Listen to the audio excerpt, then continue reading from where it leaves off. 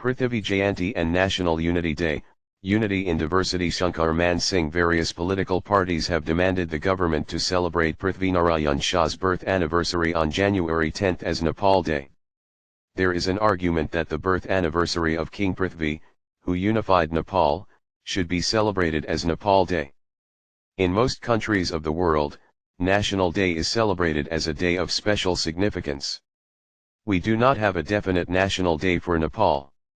They also express the belief that the birth anniversary and National Unity Day could be the most suitable day to celebrate Nepal Day. The need for national unity has been felt in recent years, and perhaps in any other year. COVID-19, or Corona's terror and infection-ridden Nepali society and economy were expected to take a leap, but this year it did not happen. With the dissolution of the House and the government, which the country and the people had hoped for, the country was able to function again from scratch. Different political circles have different views, but it does not seem that all should be under the same umbrella in national self-esteem. This day is celebrated not only as the birthday of a king but also as the day when the trumpet of Nepal identity and Nepaliness is blown.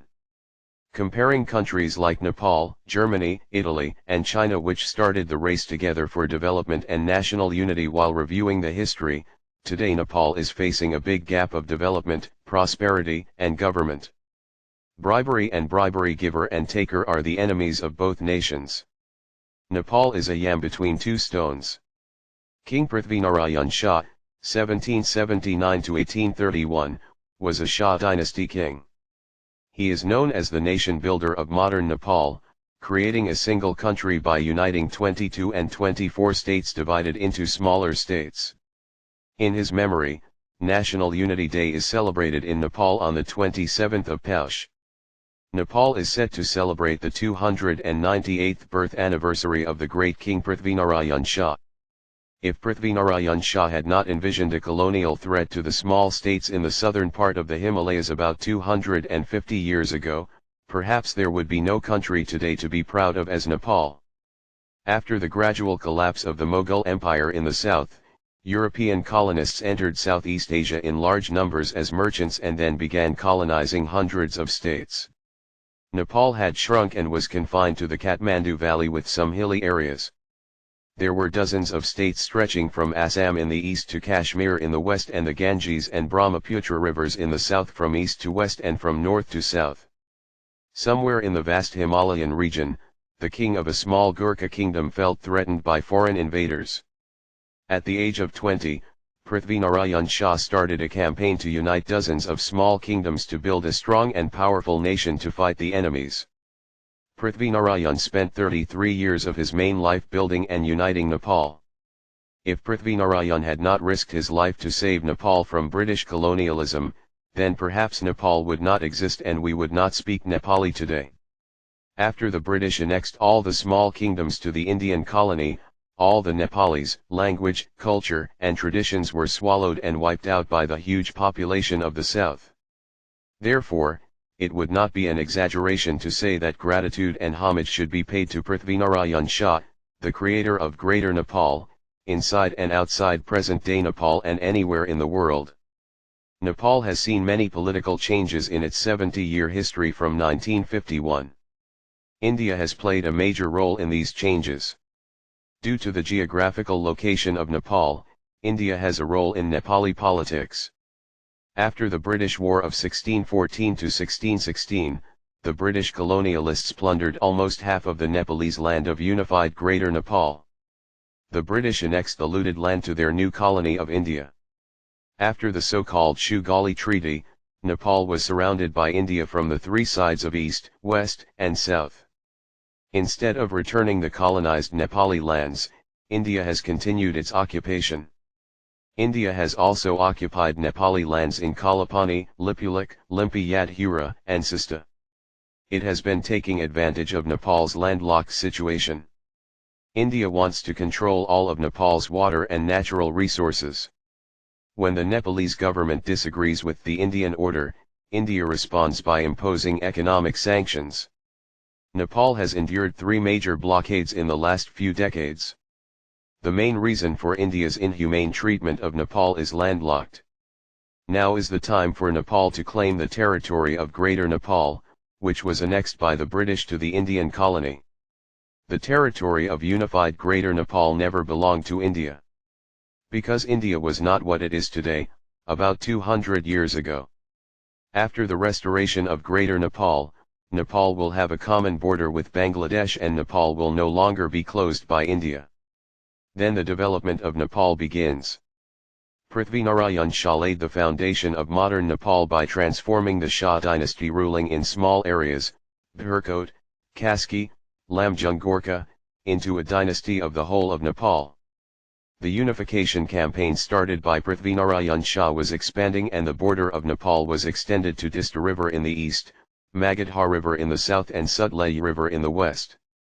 He remained at the pier for 9 days while reading history and passed away at 7 a.m. on January 20. It is also mentioned that he died after being seriously injured in a tiger attack while going hunting. While on the ferry, he gave lectures on Nepal's geopolitical situation, social life, defense, and development, also known as Divya Page. Nepal is like a yam between two stones. The king of the south is very clever. Don't cut it short. Etc. Relevant sermons were given by Prithvinarayan Shah. Economic policy. Prithvinarayan Shah has also expressed a lot about economic prosperity. He believed that the country could not be safe if it became poor. He was of the opinion that the government should do the work itself without awarding any contract to anyone to collect the tax. At that time, he wanted to close the east and west roads and open the road to Kathmandu. Prithvinarayan Shah had emphasized local production. In his book Divya Page, he was of the opinion that if foreign traders entered Nepal, they would leave it as a desert. In this context, he advised to boycott the wearing of foreign clothes and also train the local people to weave clothes. He believed that local property should not go out of the country. He encouraged them to sell Nepali herbs in foreign lands and bring back their wealth.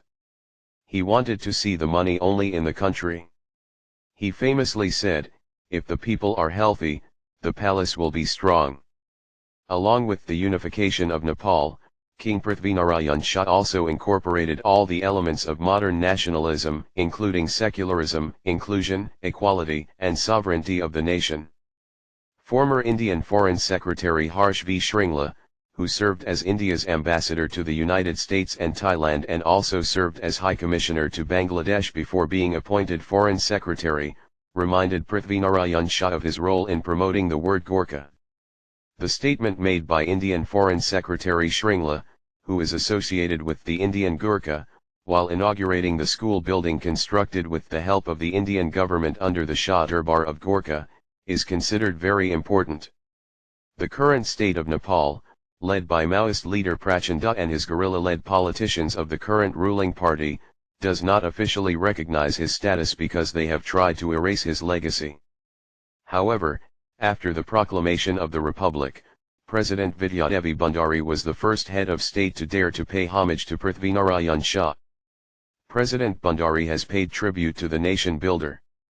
After the signing of the peace agreement by the Nepal Army faced all kinds of attacks like the name of Prithvinarayan Shah, but the Nepal Army took a firm stand in favor of the founder of the organization.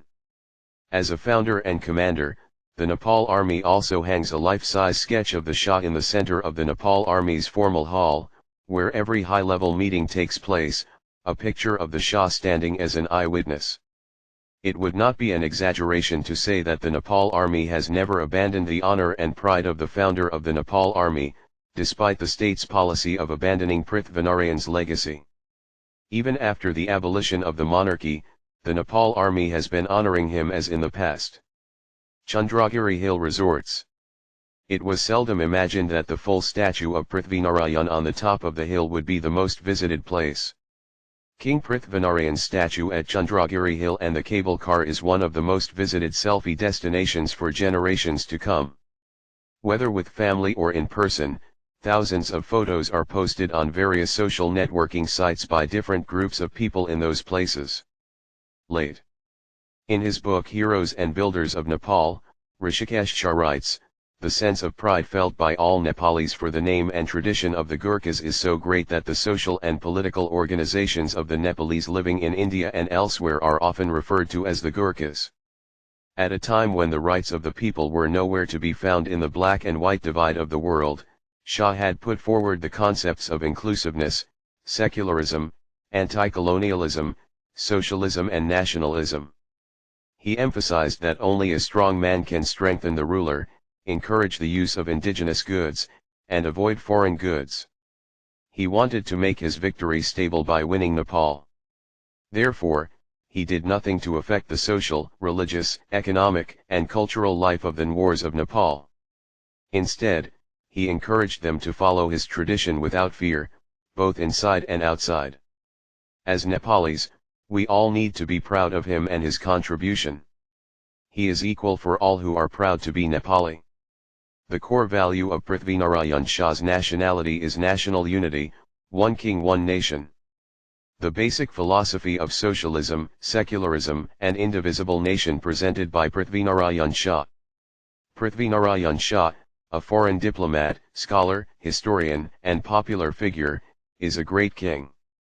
Prithvinarayan Shah's heroism, state power and administrative qualities have filled Nepalis with a sense of pride and glory. As a result of his foresight and wisdom, the synthesis of Hinduism and Buddhism is still maintained in Nepal.